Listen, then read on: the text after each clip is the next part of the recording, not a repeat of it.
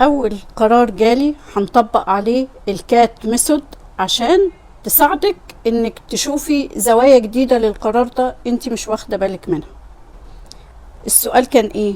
عايزة استقيل من شغلي الحكومي واركز في شغلي الخاص، بس خايفة من عدم الامان لانه دخل الشغل الخاص متذبذب، بالاضافة ان جوزي بيشتغل قطاع خاص، فبالنسبة لي الشغل الحكومي ده بالنسبة لي الأمان والمعاش، وإنه البيت يبقى قائم بالاحتياجات الأساسية والمعاش والتأمين.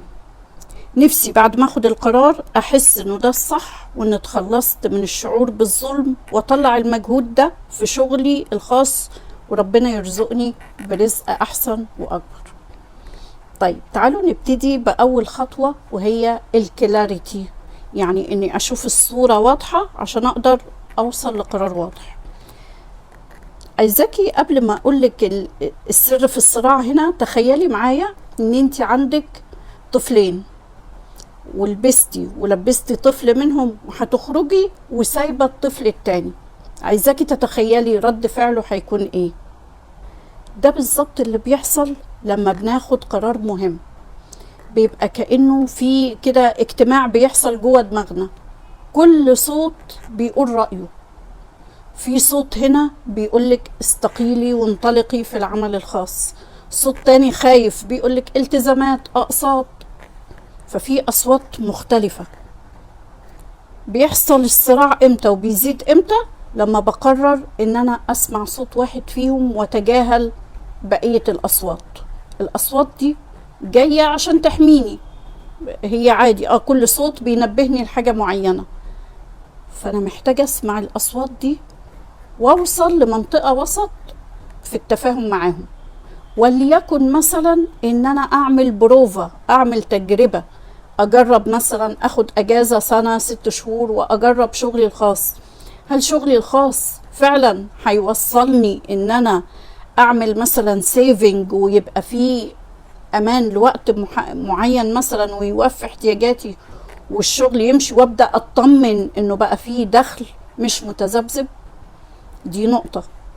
الخطوة التانية الالاينمنت، وهنا محتاجة اسأل نفسي سؤال، طب لو اختفت العوائق المادية دي، هل فعلا هروح لنفس القرار، ولا وارد جدا ان انا اختار حاجة تاني او شغل تاني او ايا كان حاجة تاني اعملها؟ ومحتاجة كمان اخد بالي من نقطة، لو انا رايحة ناحية الشغل الخاص ده على انه المنقذ من الظلم والحاجات اللي انا بتعرض لها في العمل الحكومي، طب ماذا لو الشغل الخاص ده اتعرضت فيه لظلم برضه؟ ما ده احتمال وارد جدا برضه. هتعامل ازاي ساعتها؟ هل برضه هفكر ان انا اغير الشغل تاني؟ محتاجة اسأل نفسي، هل ده المناسب ليا في المرحلة الحالية بكل اولوياتها عندي؟ يعني هل القرار ده مناسب ليا؟ ولو هو مرتبط بناس تاني او بالأسرة مثلا، هل مناسب لينا في المرحلة الحالية، ولا في مثلا تحديات محتاجة ان يكون في دخل ثابت بشكل ما يقبلش التفاوض؟ طيب اخر نقطة بقى التراست هتيجي لما اكون بتحرك بالخطوات، هتيجي بقى بعد الخطوتين اللي قبل كده، الكلاريتي والالاينمنت، ان انا اكون بتحرك فعلا بخطوات واضحة، خطوات بتطمن الاصوات المتعارضة جوه دماغي، بتطمن كل صوت فيهم ان انا لا همشي كذا، هعمل كذا، هوصل لكذا. لو فعلا طبقتي ال3 خطوات دول بالترتيب كده بالورقة والقلم، هتلاقي الصورة وضحت قدامك اكتر، وعرفتي توصلي للقرار المناسب في الوقت المناسب.